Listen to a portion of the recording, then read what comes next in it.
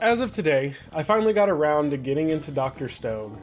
I made it through to chapter 13, which is roughly mid-episode 5, and I was like, wow. I would like to personally catch up on the anime as well, but at the moment reading the manga is the best medium for me. But let's talk about Dr. Stone and Senku's Science! adventure. This video, I'm not going to do the introduction to Dr. Stone and what I like about it. In this video, I would much rather talk about the relationship between Senku and Tsukasa up to this point. And I'd have to say, it is an intriguing take on the whole villain aspect. Let me start with saying, I don't agree with Tsukasa, but he does have a point. He is simply the Thanos or Killmonger of the Dr. Stone universe. He makes a point that you can understand, but you also understand that it's morally wrong, so you couldn't possibly agree with him. And on that note, I would like to start with Tsukasa's side. Tsukasa isn't necessarily a villain, or at least he isn't your traditional What are we gonna do tomorrow night? Same thing we do every night, Pinky. Try to take over the world. villain. He has the same goal in mind as Senku, which is to rebuild humanity. So in this aspect, he's good, right?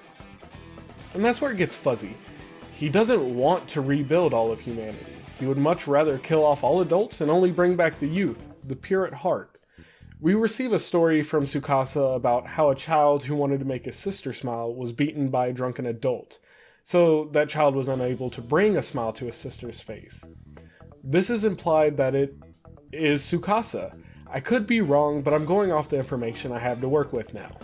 Tsukasa thinks that all adults have blackened hearts and should be eradicated, but he doesn't think of the consequences around this. We see this when he comes across some people who are still encased within stone. It looks like a family, the parents and the children. He without hesitation kills the parents. At this point, if those children are brought back, they will no longer have their parents that they may have been completely happy with, because Tsukasa decided all adults are evil. He is a man that is very much eccentric. He has no concern for what others may feel and feels that his thought process has the utmost importance. Another grand example of this is using Yuzuriha. Sorry, I'm terrible at pronunciation. Is it Yuzuriha? As a hostage. Up to this point, he has done it twice, albeit the first time was just a threat, while the second time he held a blade to her neck while demanding Senku to give up on science.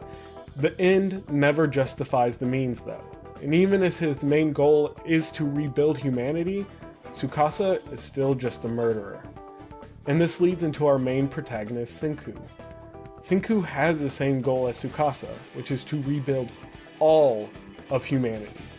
He of course doesn't agree with Tsukasa and straight up calls him a murderer when Tsukasa breaks the first person encased in stone. Senku though has his own ulterior motive. Albeit he does care about his friends, they are also pawns to him, just like the rest of humanity. Senku realizes that his dream of going to space cannot be achieved on his own.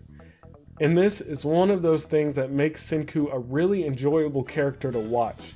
He is able to recognize his own flaws and capitalizes on the strengths of the friends around him. He is smart, but he isn't your average super smart character, he actually has emotions.